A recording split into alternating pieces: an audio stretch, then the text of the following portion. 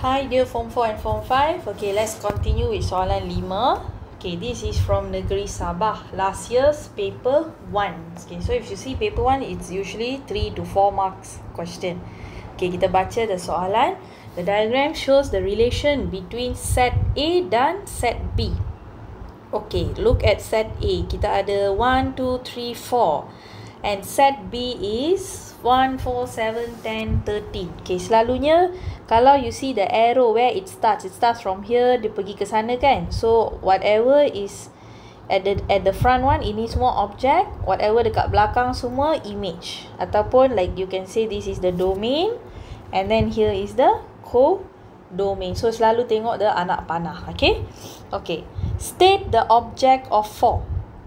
Objek bagi 4. Kita nak nyatakan objek. So 4 is the image. So go towards the image there. Tengok bahagian image. Okay, bahagian image there you can see 4, right? Okay, so what's the object? 2 lah. So we write down object is 2. 1 markah only. 1 mark only. Okay, for you to state. State the range. Julat. So julat you all must always see the image part. Okay, which one all will be the julat? Julat selalunya kena ambil yang mana ada anak panah. Which one got like arrow going towards it.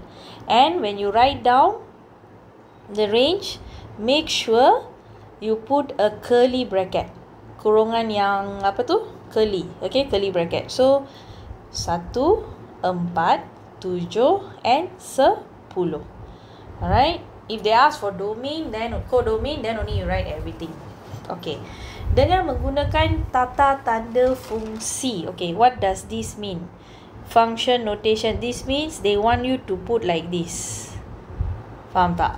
Must have the 2 dots and then the arrow going. Express the relation between set A and set B. Okay, kita tengok what's the relationship dekat sini. Okay, first we write down ni semua object, ni semua image. Okay, the object originally 1 become 1. Then from 2 become 4.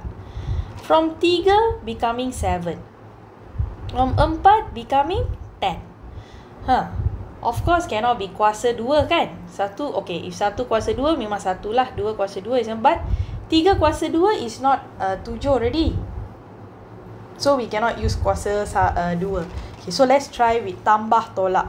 Okay, so if it's possible, always kita cuba like tambah tolak. Okay, like this.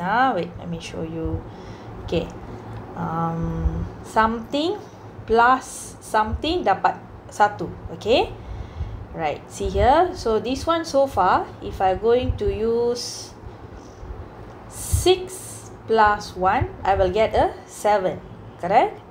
Okay.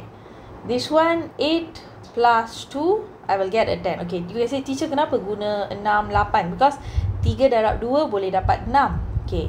So, but if the thing here is 4, 2 darab 2, 4. 4 tambah kosong, I'll get 4 lah. Okay, tapi yang ini 1 darab 2, I'll get 2. So, cannot. So, tambah looks like you cannot try for tambah. Let's try for tolak pula. Okay, what minus 1? Okay, apa tolak dapat 1? Contoh, what tolak what dapat 4? What tolak what? Okay, I'm going to use the times table. Let me erase this. Okay, I'm going to use times table. Okay, we darab everything by, okay, 3, no, let's use tolak 2. Everything minus 2 here. What minus 2? Okay, 3 minus 2, you get 1. Okay, so what minus 2? 6 minus 2, you dapat 4. Okay, lagi.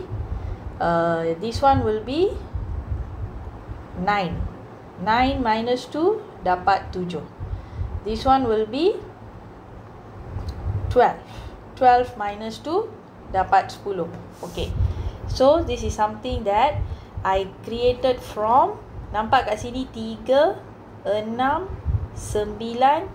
12. Okay, why teacher take this one? Sebab semua ni 1, 2, 3, 4, all of this we can darab. Contoh tengok kat sini 3 darab dengan 1. Boleh guna this number 1, right? Okay, tolak 2. Memang I'll get the image 1.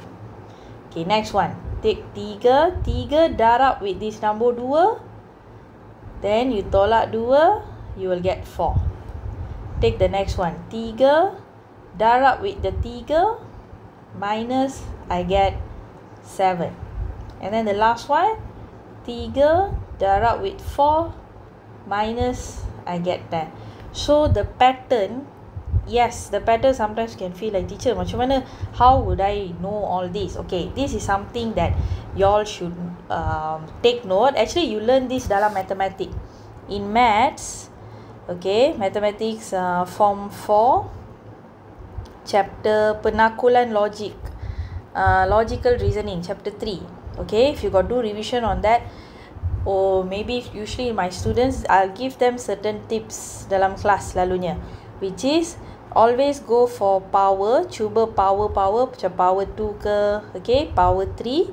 Okay, kalau tak boleh, lepas tu cuba tambah 1, tambah 2. Kalau tambah tak boleh, use tolak 1, tolak 2. These are usually like the most common ones lah. Yang common. So sebab tu dekat sini, for you know, when you do so many practices, you will realize that you can actually minus 2 here, something minus 2. So that's why here kita guna this pattern here. Okay, so dekat sini, you see this number 3 is repeating kan? 3. Okay, so here you write 3. Okay, here is the 1, 2, 3, 4, right? Okay, that will be your x lah. These are all your object. Ini semua kita punya objek. 1, 2, 3, 4. Okay, minus 2.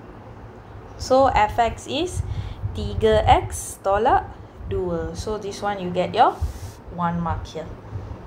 Okay, alright, so that's all for this. Okay, don't forget to put a like, okay, subscribe, as teacher provide you all with more. I hope to reach until chapter 2, chapter 3. Okay, so form 5 students, don't worry, teacher akan buat juga circular measure punya chapter soon. Alright, okay, see you all in the next one. Take care.